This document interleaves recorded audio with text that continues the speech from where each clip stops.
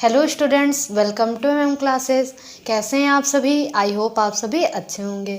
और हम लोग केमिस्ट्री में क्लास 10th के carbon and its compound chapter start कर चुके हैं, जिसको पढ़ रहे थे। लास्ट वीडियो में हम लोगों ने क्या डिस्कस किया था कि कार्बन क्या होता है, कहाँ पाया जाता है नॉर्मली, और उसका एटॉमिक नंबर क्या होता है। ये सब चीज़ें हम लोगों ने पढ़ी थी। और हम लोगों ने पढ़ा था कि single bond, double bond, triple bond कब बनता है, और कार्बन कैसी बॉन्डिंग बनाता है। कार्बन कोवैलेंट बॉन्ड बनाता है, सहसंयोजक बंध बनाता है, कैसे बनाता है, इलेक्ट्रॉनों की शेयरिंग करके बनाता है। ये सब चीज़ें हम लोग लास्ट लेक्चर में पढ़ चुके हैं। इलेक्ट्रॉन बिंदु संरचना के बारे में भी थोड़ी सी बात हुई थी पिछले वीडियो में।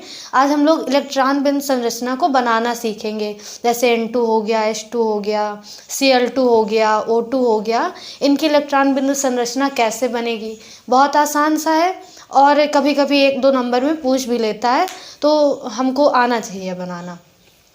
तो चलिए सीखते हैं इलेक्ट्रॉन बिंदु संरचना क्या होता है, कैसे बनाते हैं। तो इलेक्ट्रॉन बिंदु संरचना क्या है? कुछ नहीं है, इसमें इलेक्ट्रॉनों को हम क्रॉस या पॉइंट के रूप में इंडिकेट कर देते हैं, और फिर इलेक्ट्रॉनों की शेयरिंग करके इलेक्ट्रॉन कैसे एक दूसरे के साथ शेयर हो रहे हैं, दो एलिमेंट के इलेक्ट्रॉन या एक ही एलिमेंट के दो एटम कैसे इलेक्ट्रॉनों की शेयरिंग करते हैं, वो सीखते हैं। जैसे हमने बात किया N2 की, H2 की, O2 की, Cl2 की, N2, H2, O2, Cl2। अगर हम बात कर दें CO2 की, यहाँ पे दो अलग अलग एलिमेंट हो गए, कार्बन और ऑक्सीजन हो गया।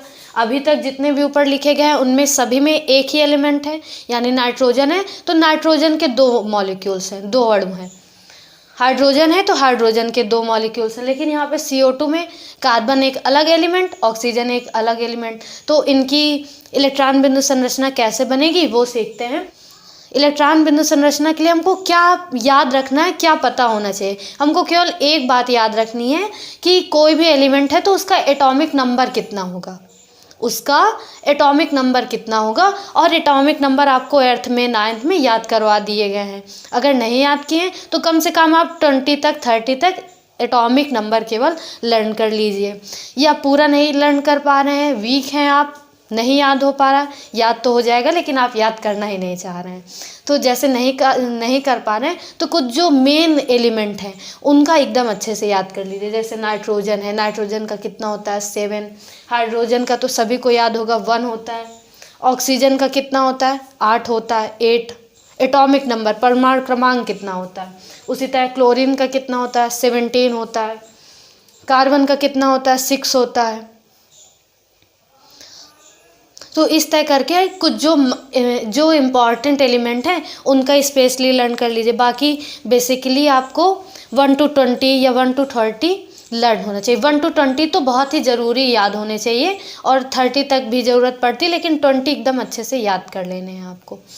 तो चलिए इलेक्ट्रॉन बिंदु संरचना बनाना सीखते हैं। हमको क्या पता होना चाहिए, इनका एटॉमिक नंबर पता होना चाहिए। जैसे हमको N2 की स्ट्रक्चर बनानी है, N2 की इलेक्ट्रॉन बिंदु संरचना बनानी है, और मैंने कहा कि आपको इसका एटॉमिक नंबर याद होना चाहिए। नाइट्रोजन का एटॉमिक नंबर कितना होता है 7 होता है।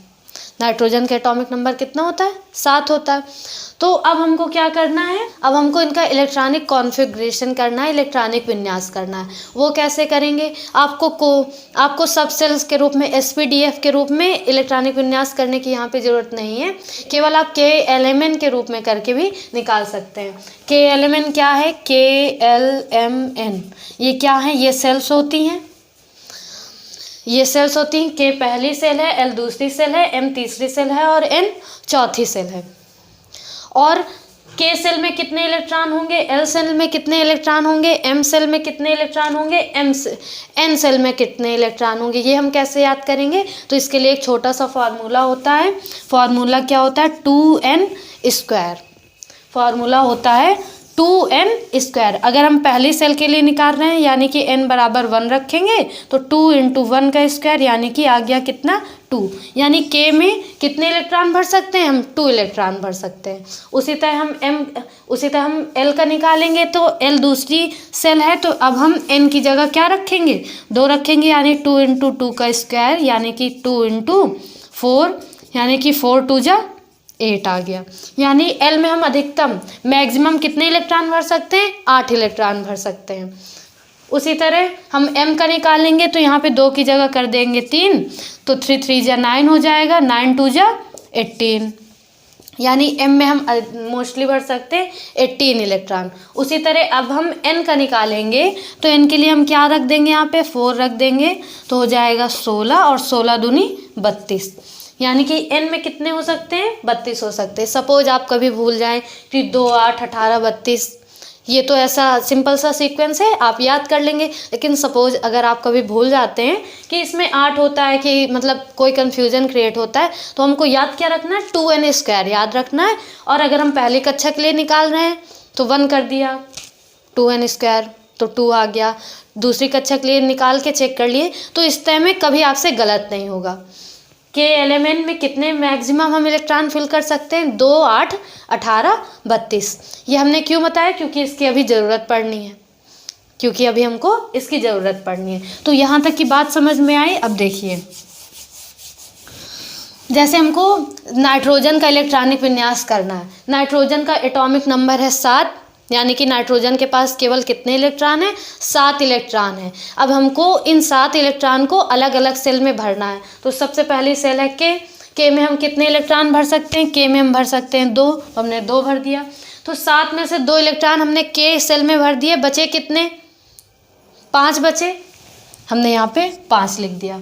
जो L सेल है उसमें मैक्सिमम 8 इलेक्ट्रॉन आ सकते हैं, उसमें ज़्यादा से ज़्यादा 8 इलेक्ट्रॉन आ सकते हैं, लेकिन हमने कितने भरे? 5, क्योंकि नाइट्रोजन के पास केवल 5 ही बचे। नाइट्रोजन पास 7 इलेक्ट्रॉन थे, 2 पहली कक्षा में भर दिए गए, बचे कितने? 5।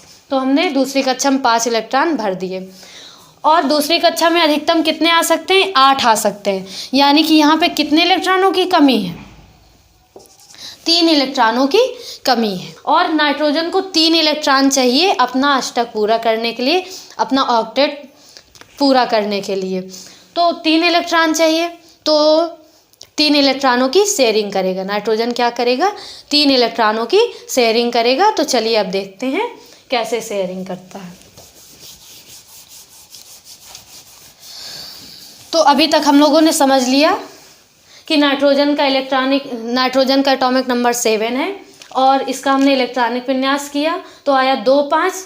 5 में L कक्षा में L सेल में हम मैक्सिमम 8 इलेक्ट्रॉन भर सकते हैं, जिसमें से हमने 5 भर दिए। कितने बाकी हैं? 3 बाकी हैं। यानी कि नाइट्रोजन को 3 इलेक्ट्रॉनों की शेयरिंग करनी पड़ेगी, या नाइट्रोजन को 3 इलेक्ट्रॉन चाहिए अपना अष्टक, अपना ऑक्टेट रूल पूरा करने के लिए। यानी कि अब हमको स्ट्रक्चर बनानी है N2 की, यानी हमने 2 नाइट्रोजन ले लिया। बाहर वाली सेल में जितने इलेक्ट्रॉन होते हैं उनको ही हम लेके चलते हैं। यहाँ पे 2 है, हमको 2 से कोई मतलब नहीं, क्योंकि के सेल में मैक्सिमम 2 इलेक्ट्रॉन आ सकते थे और इसमें 2 इलेक्ट्रॉन भर दिए गए। तो के सेल से हमसे कोई मतलब नहीं, हमसे मतलब किससे है? जो बाहर की सेल है। तो हम इन दोनों नाइट्रोजन को 5-5 इलेक्ट्रॉन दे रहे हैं। ये 2 इलेक्ट्रॉन, ये 1 2 3, यहाँ पे हमने 2 इलेक्ट्रॉन इंडिकेट कर दिए, और ये 1 2, यानी हमने इधर 3-3 कर दिए। तो शेयरिंग करने में, स्ट्रक्चर बनाने में आसानी होगी। 2 हमने ऊपर की, आप अलग बगल भी कर दीजिए, उससे कोई दिक्कत नहीं। हम चाहे यहाँ लिखें, चाहे यहाँ लिखें, चाहे यहाँ लिखें, उससे कोई दिक्कत नहीं है। यहाँ पास में तीनों इस वजह से कर दिए क्योंकि नाइट्रोजन 3 इलेक्ट्रॉनों की शेयरिंग करेगा तो स्ट्रक्चर सही से बन जाएगी। तो नाइट्रोजन के ये जो 3 इलेक्ट्रॉन है, ये वाला नाइट्रोजन ऐसे शेयर करेगा, और इस नाइट्रोजन के ये जो 3 इलेक्ट्रॉन है, ये वाला नाइट्रोजन ऐसे शेयर कर लेगा।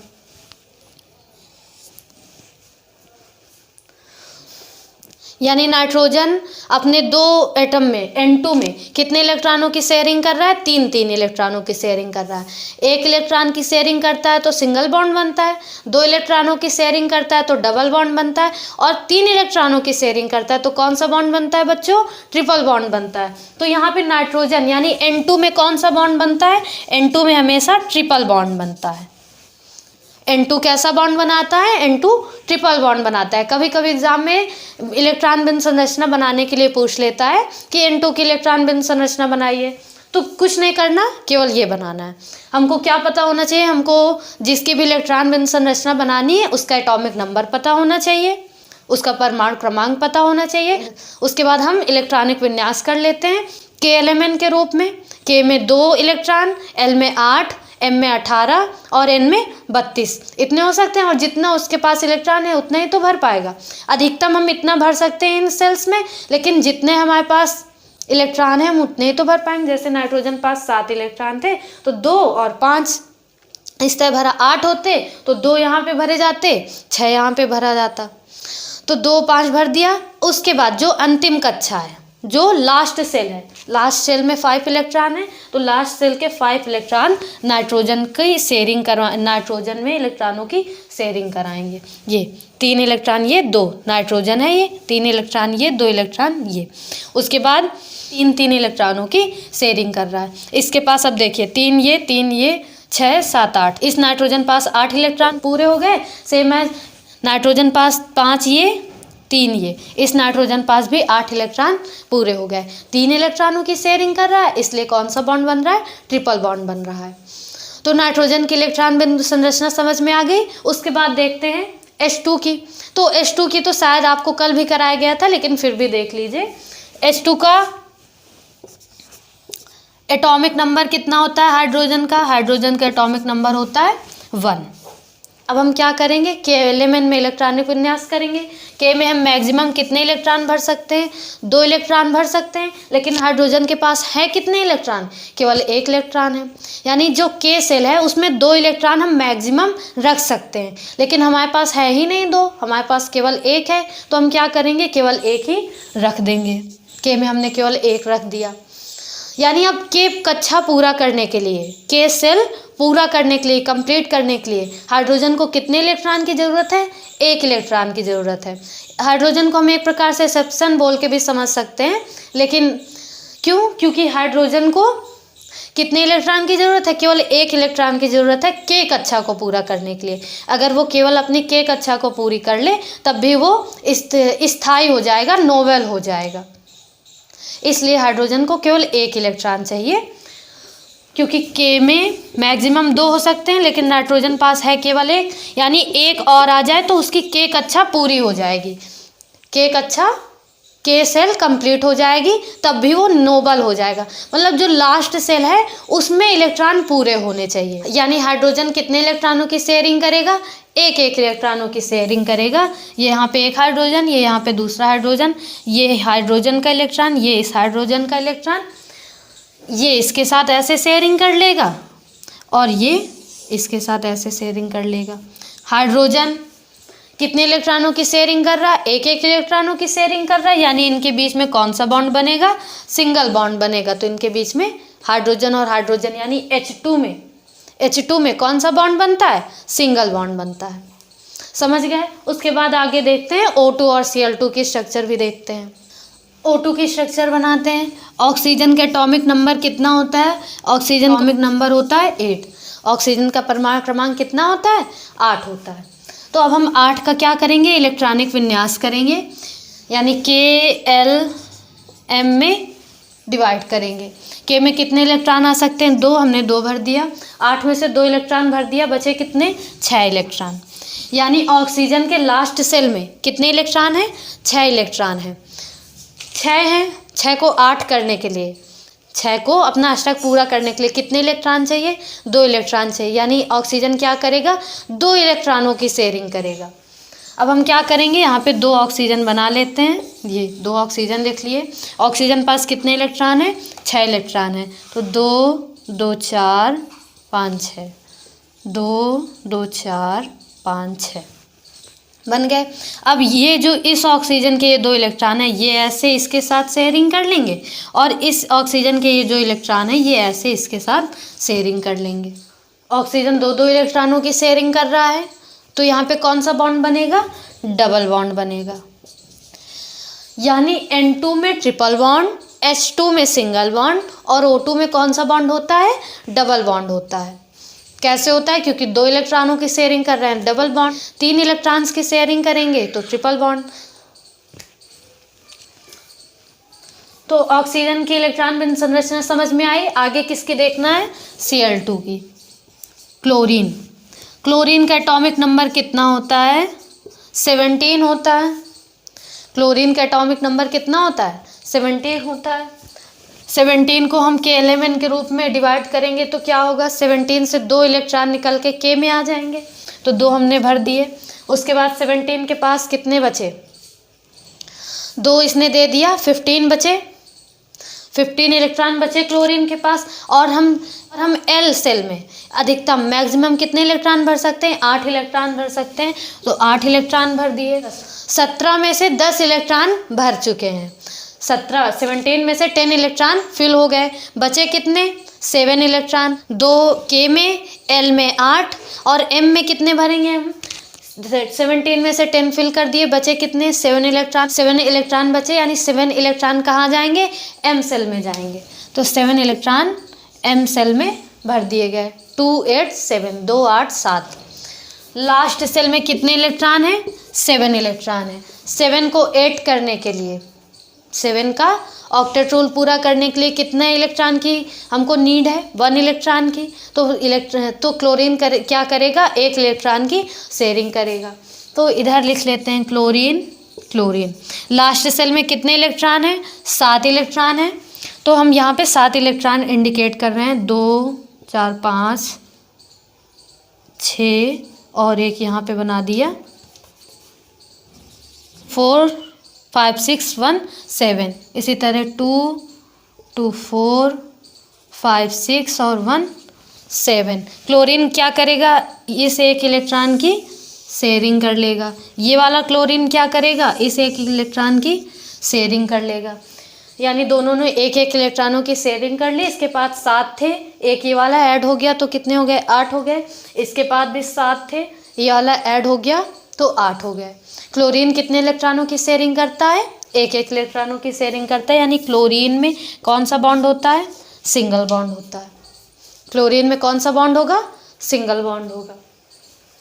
अब समझते हैं CO2 की, कार्बन डाइऑक्साइड की। अब यहाँ पे 2 एलिमेंट है, यानी हमको दोनों का इलेक्ट्रॉनिक विन्यास करना होगा, कार्बन और ऑक्सीजन। कार्बन का परमाणु क्रमांक कितना होता है, 6 होता है। ऑक्सीजन का कितना होता है, 8 होता है।